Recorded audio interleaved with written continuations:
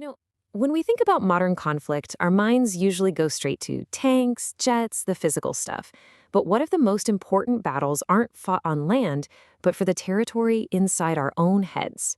The real target today isn't a city, it's the human mind. And that's exactly what we're breaking down today, this invisible battlefield. So we hear it all the time, right? Fight this information with facts. But this quote from narrative strategist Ajit Maan just stops you in your tracks.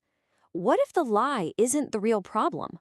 What if the problem is an audience that's been groomed to want the lie? This completely flips the script. It suggests we're not just fighting bad information, we're up against a mindset that's become hostile to the truth itself. Which, of course, leads to the big question. Does this hostility just happen, or is it manufactured? Well, according to the sources we're looking at, it is carefully, strategically, and very expertly built. And the tools they use aren't facts or figures, but something way, way more powerful. And to get how this works, you have to understand this absolutely critical difference between stories and narratives. Think of narratives as the deep, unconscious operating system of our culture, like the idea of the hero's journey. It's just there. We don't think about it. Stories, on the other hand, are the conscious things we see and hear, like Harry Potter. They're the apps that run on that operating system. In this kind of warfare, stories become the weapons used to attack or reinforce those deep foundational narratives that define who we are. So here's our roadmap. We're going to start with the real battleground, talk about the new rules of war, see how the narrative machine gets built, look at how media frames conflict, and then bring it all home to the war that's happening in your feed. All right, let's gear up. First stop, the new rules of war. To really get a handle on this battlefield, we've got to define the weapons being used. On one side, you've got what we all know as hard warfare. It's physical, it's tangible, you can count the soldiers and tanks. But on the other side, you have soft warfare. This is all about mental influence. It's intangible, it's subjective, and it's fought with ideas, with media, with culture. It doesn't want to seize your land, it wants to seize your beliefs. And the key word here is planned. This isn't just random propaganda. Soft warfare is a deliberate, long-term strategy. The whole point is to get inside a society's head and slowly, patiently change its core beliefs and values.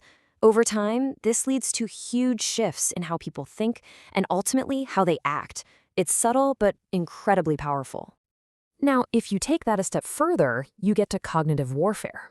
And here's an easy way to think about the difference. If soft warfare is like secretly changing the destination on your GPS so you end up somewhere else, cognitive warfare is like putting a virus into the GPS itself. It messes with the software, corrupts its ability to process information, and leaves you completely lost, confused, and unable to trust the tool you rely on to find your way. So, how do you turn these big ideas into an actual strategy? Well, major players like NATO are already doing it. They're building the frameworks to operate on this battlefield. In a way, they're becoming the new generals of narrative. And this right here shows you their playbook. It's this brilliant 3-level system designed to make sure every single thing they do tells the same story. It starts at the very top with the big foundational identity of the organization. Then it flows down to specific crafted narratives for certain missions. And finally, it gets all the way down to the tactical, on-the-ground stories used day to day. For NATO, that top-level institutional narrative comes straight from his birth certificate, the 1949 North Atlantic Treaty. The entire story is, we are a democratic alliance for collective defense. That's the North Star. It's meant to give meaning and a simple, powerful justification for everything the alliance does. This brings us to a really fascinating concept called narrative-led execution. And what that means is the story comes first.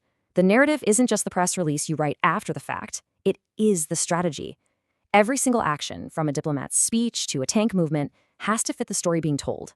It keeps everything consistent and makes it much harder for an opponent to find cracks to exploit. Okay, but the strategists at NATO aren't beaming these narratives directly into our brains, right? So how do they get to us? Well, that's where the media comes in. They are the front lines, the distribution network, where these carefully built narratives actually reach the public and start to shape our reality. I mean, Malcolm X just laid it out with incredible clarity decades ago. This power to frame reality, to decide who's the good guy and who's the bad guy. That is the core of media's influence. It's not just about reporting what happened. It's about telling us what it means. And you can see this perfectly in a really stark example from the Iraq War. One study looked at coverage from Al Jazeera and the New York Times and found they were basically presenting two different wars.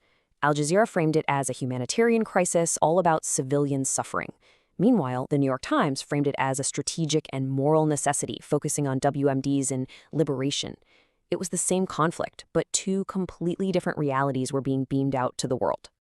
So, what's the big takeaway here? Why does any of this matter to you? Because this battlefield, it isn't in some far-off country. It's right here. It's in the palm of your hand. This war for narrative is happening in your social media feed every single day. Let's use this framework on a really complicated current example. A common narrative in Western media often frames Russian actions as just inherently aggressive. But one analysis we looked at offers a very different story. It argues that from Russia's perspective, the #1 security threat is NATO expanding eastward. Now, the point here is not to say they're right, but to use this as a case study to see exactly how a powerful competing narrative gets built. So why would this counter-narrative even exist? Well, according to that same source, it's built on a few core arguments. It suggests the Western story could be seen as propaganda to justify NATO's own purpose, or maybe a convenient way to distract from problems at home. It also points to reporting that might be lazy, that doesn't really dig into Russian context, and it's all filtered through a pre-existing bias. And again, we're not endorsing this, we're just looking at the mechanics of how a counter-narrative is assembled. And I really want to double down on this. The goal of this explainer is not to tell you which side to believe. It's to give you the tools to see the battle itself.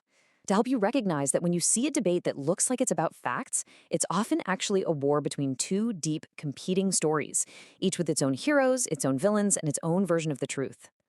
And that really leaves us with a final and maybe most important question. In a world where stories are literally being weaponized to shape how we think and act, how do we get smart enough to see the game being played? And in the middle of all that noise, how on earth do you find a narrative that is truly your own?